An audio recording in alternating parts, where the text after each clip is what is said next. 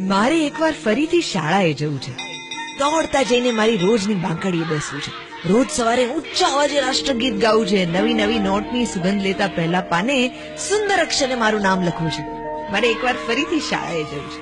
Recess પડતા જ water bag ફેંકી નળ નીચે હાથ ધરીને પાણી પીવું છે. જેમ તેમ લંચ બોક્સ પૂરું કરી મરચું મીઠું ભભરાવેલ આમલી બોર જમરૂ કાકડી આ બધું ખાવું છે. સાયકલના પૈડાને સ્ટમ્પ બનાવી ક્રિકેટ રમવું છે.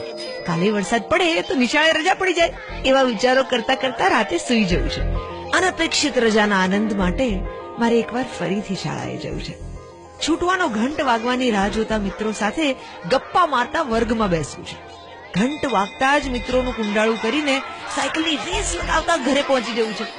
રમત ગમતના પીરિયડમાં તારની વાડમાંના 2 તાર વચ્ચેથી સરકીને બહાર ભાગી જવું છે. તો ભાગી જવાની મોજ અનુભવવા મારે એકવાર ફરીથી શાળાએ જવું છે.